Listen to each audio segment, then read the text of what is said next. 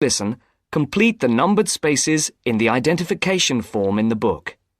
First, you have some time to look at questions 1 to 5.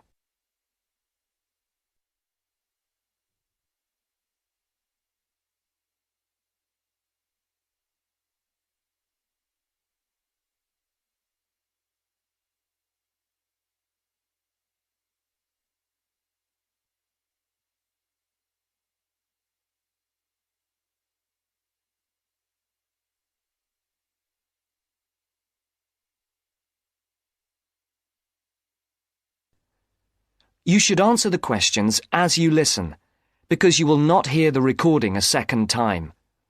Listen carefully and answer questions 1 to 5. Platinum Card Service, Rebecca speaking. How may I help you? I've got a few problems with my credit card account. Okay. What is your credit card number? Let's see. It's here somewhere. Here it is. Can I just take the card number, please? Yes, it's 6992 6992 3443 3443 1147 1147 8921. 8921. Right. Can I just check that? 6992 3443 1147 8921. That's it. And your name? Carlos de Silva. I just need to check a few details for identification and security, if you'll bear with me. That's okay. And what's your postcode? SE1 8PB. SE1 8PB. That's it. Vauxhall Close, London? Yes, that's right. And the house number? 43. And can you give me your date of birth? 13th of the 7th, 63. And one further check, if I may. Can you give me your mother's maiden name? Yes, it's Moore. Is that M-O-O-R-E? Yes, that's it. Before the caller and operator continue their telephone conversation, look at questions 6 to 10.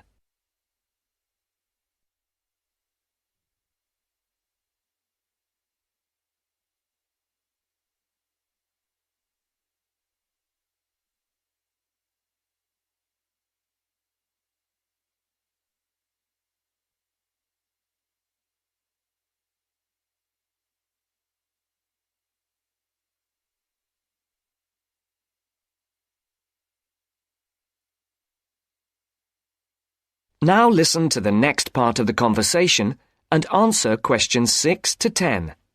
For these questions, there are 3 alternatives: A, B, and C. Decide which alternative is the most suitable answer and circle the correct letter. Yes.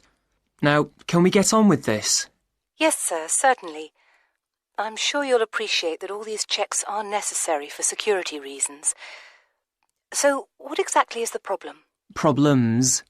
Okay. Well, first, your computer seems to have gone mad. I sent you £500, and on the statement for the account, it shows that I only paid £300. Yes. The account does only show £300 was paid. Well, I paid the £500 in at the bank, and I have my receipt, and my bank statement shows that £500 has been taken from my account. Oh, I see. What I'll do is check with the bank and see what they say. OK. You said there was something else? Yes, as if that wasn't enough. My account shows that £107.27 was paid to a company called Pan Express. I don't know who this is. Let's have a look. Well, it is genuine. I can assure you it's not mine. It was made on the evening of the 12th of May. Maybe it's a restaurant bill you forgot about? There's no way that... Oh, wait, hold on. Yes. Oh, it's okay. I've just realised what it is. It is a restaurant bill. The name of the company is different from the name of the restaurant. My mistake. I'm sorry. That's okay. Was there anything else? I don't know if I dare. What is it anyway? Well, it's, the amount of interest seems to have gone up. If you look at your statement for April, you'll see that the rate went down from 16.27% to 14.99% that month. Oh, yes, you're right. Was that everything? Yes, basically, it is. Okay. And can you check my payment? Oh, yes, I'll do it. Can I phone you back? I'll be at home for the next 2 hours. I have to leave at 11. Right. What's your number? 020 7989 7182. Hold on. 020 7979? No, it's 7989 and then 7182. So it's 020 7989 7182. Yes, that's it. Okay, I'll phone you straight back. Thanks. Bye. That is the end of part 1. You now have half a minute to check your answers.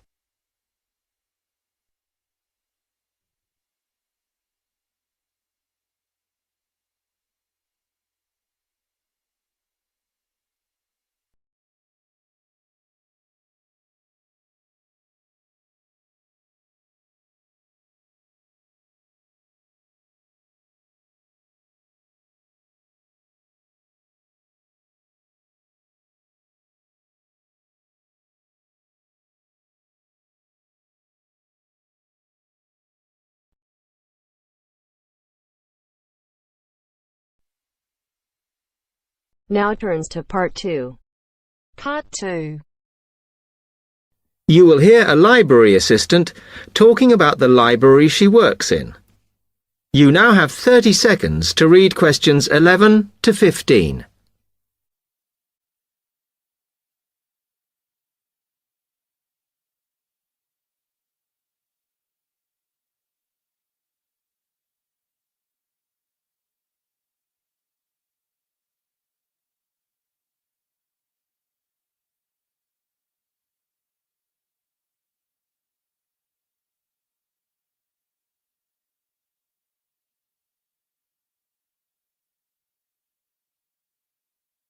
Hi, can I help you? Yes. I wanted to join the library. Okay. First of all, let me show you round the library and explain a few things for you. Okay, now we're here at the main entrance. You can see the reception, which is where you bring back and take out books. And also, we can order books and answer your questions there. Next to the reception, where you can see those old desks, is where we keep the magazines, because you can sit down and read there. They're divided into sections for sciences, geography, arts, etc. Then, at the back of the library, you can see the section for old books. Next to that is where the books proper start. That used to be the science section, but now on those shelves you'll find the art section. We had a big reorganisation in the summer, which I think has made it clearer. The numbering is standard, so you should be able to find what you want quite easily. However, if you can't find something, it probably means it's been borrowed. Okay, then in the corner next to the reference section is where we thought it was quietest and away from the phones and printers and things, so we've put the study desks there. They all have computer access if you need it for your laptop. We do ask that you don't just read magazines there, though. Okay, then there's the reference section, where you can look up the files. Then, as we come back to the main entrance, is the next section, where we used to have the languages. It got very busy and noisy, so when we moved everything round, we decided to put the law books here. Also, because it's a smaller section, it fits quite well here. OK then, we're back at the main entrance. Over there, by reception, there's a door that goes to the extension. And we have further sections, such as languages and study desks through there. So you could have a look round when we've finished. Then, just between reception and the door here, is where we decided to put the computers. But the computer magazines are in the magazine section, as we found too many went missing here. OK, is that everything? You now have 30 seconds to read questions 16 to 20.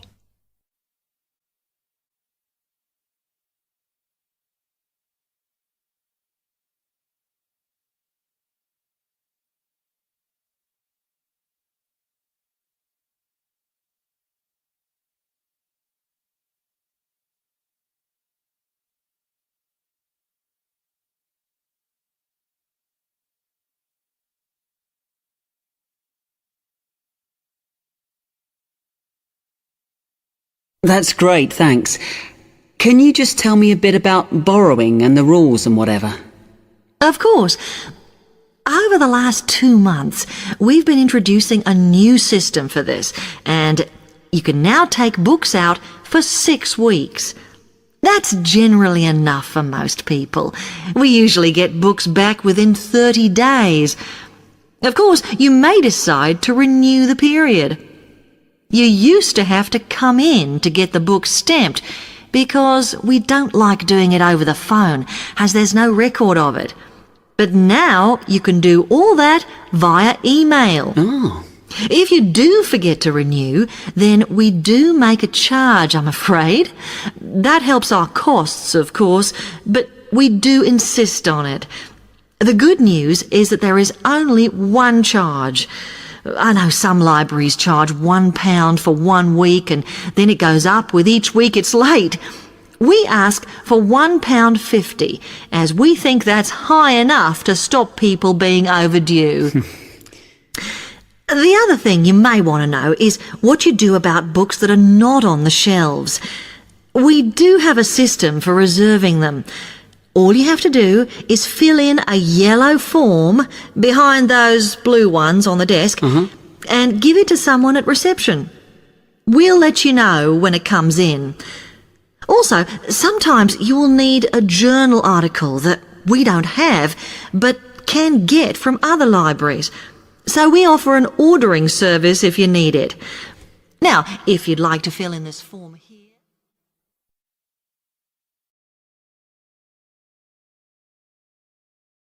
That is the end of part 2. You now have half a minute to check your answers.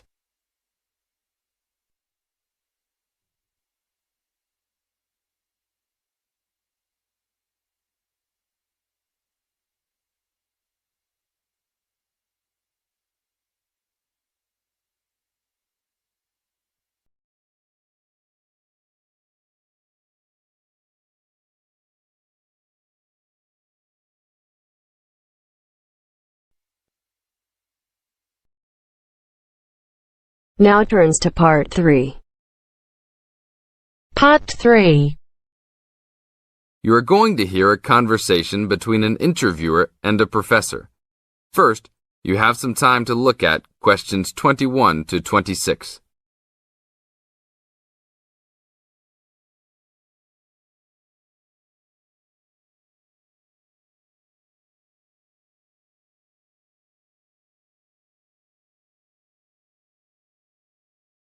Now listen to the tape and answer questions 21 to 26. Today I'm here with Professor Nittick, who is our new university president. He has been a professor for 20 years and teaches many of the best classes on campus. I know many of you have had him as a teacher and know of his brilliance. Good morning, Professor Nittick. Thank you for stopping by the student station. Thank you for having me here. It is always great to get to meet many of the students who are involved with our school. I haven't been here since 2 years ago. Yes, I remember at that time you were still teaching every semester. 2 years later, you're only teaching every once in a while. But it seems like you are still always busy. The administration world is just as busy as the teaching world for you. How do you stay in touch with the university, even with the change in your everyday duties? I try to stay in touch with what is popular with the university students. I usually spend time with as many students as I can.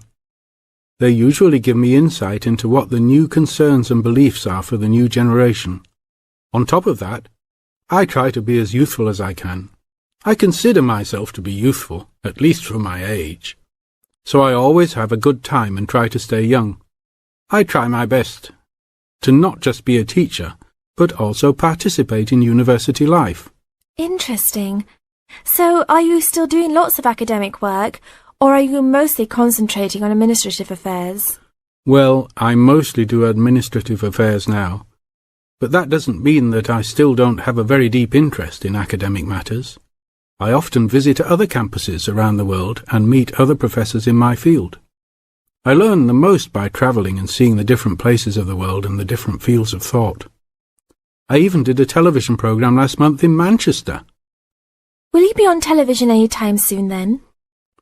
Well, you can call the television station and see if I will be on television any time soon. Maybe I will be on the news report. I don't think it is really that significant, though. Oh, really? That sounds great. I will remember to look out for you. Let's move on. With all your busy travelling recently, how do you find time for your personal life? I try to keep my university life separate from my personal life. Sometimes it's hard to find time to just take my wife and 3 kids out for a family dinner, but usually we all manage to get together every few days. I'm taking a few weeks off next month to take my family down to South America, to Brazil for a few days. I can't wait to just sit on the beach. Wow, that sounds like a wonderful trip.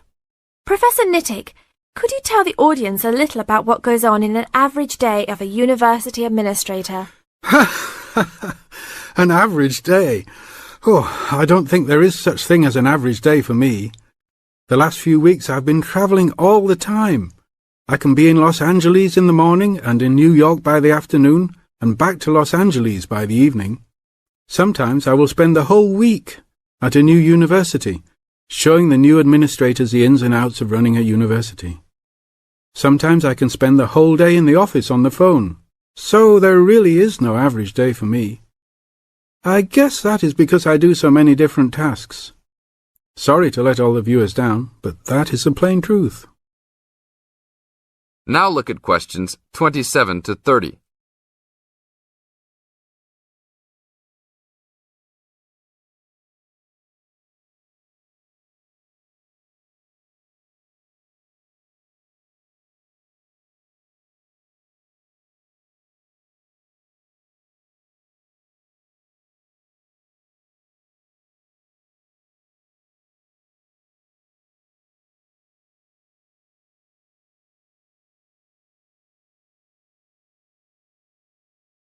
Now listen to the tape and answer questions 27 to 30.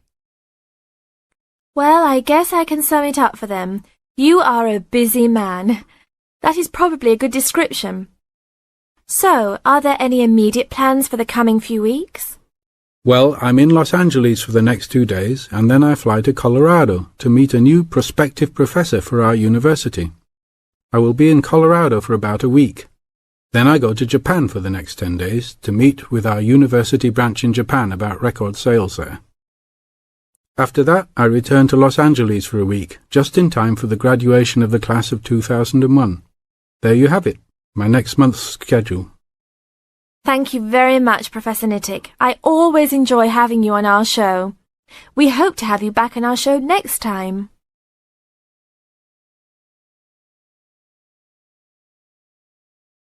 That is the end of part 3. You now have half a minute to check your answers.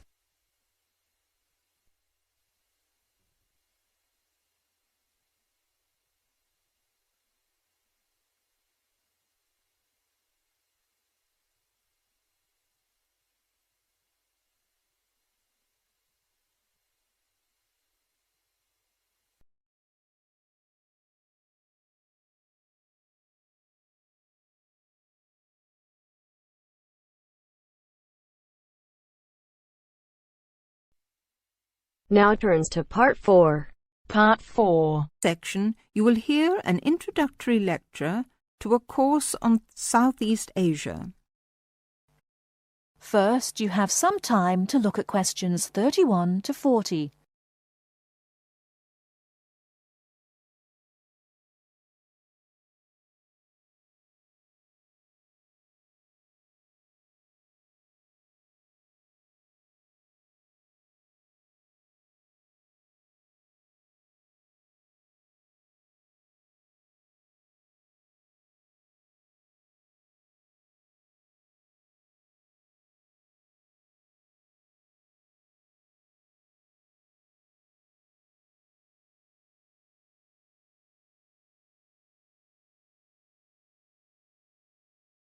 Now, listen carefully and answer questions 31 to 40. My name is Paul Stange. I'm coordinator of this course. It's called Southeast Asian Traditions. I'm also the author of the study guide and the course reader, and you should have those in front of you. As well as these, you'll need 2 textbooks for the course. There's the one by Osborne and there's another by Legg. I'll talk a bit more about the reading materials in a moment. Now, if you haven't got these materials, you can buy the textbooks at the university bookshop, and you can collect the study guide and the course reader from me on your way out of the lecture.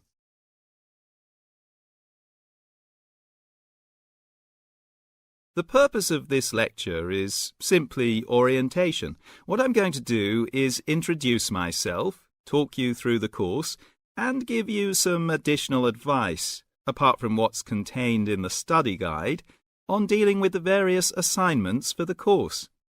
First of all, the materials. You'll find the 2 textbooks very clear, and they give a good basic coverage of the history of the region.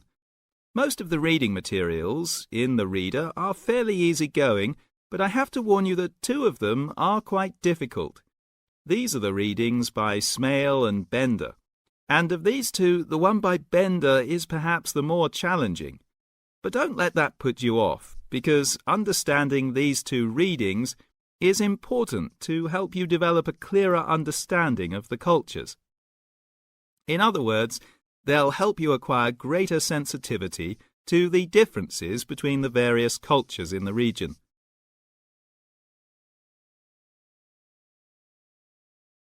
Now, the course itself. The course has multiple aims. It's primarily a history course, but it's not only a history course.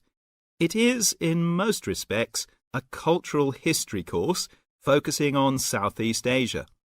Nevertheless, the course is, as you'll see from the materials, an introduction to the Southeast Asian Studies component of the Asian Studies program.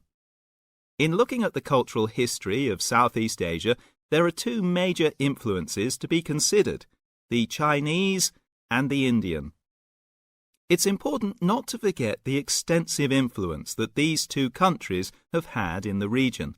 China has been trading throughout the region since at least the 6th century, so many of its cultural and social traditions have influenced the countries in the area, and religious practices from India have helped form today's culture. So we'll be looking for the links and the connections between traditional patterns and today's developments in the region. I think you can now begin to see how these past influences might form a background for the present-day social practices. And in the same way, this course will form a basis or background for 2nd and 3rd year courses, with their focus on the modern period, and in particular, the economic and political situation of the region. So, that's the outline of the course.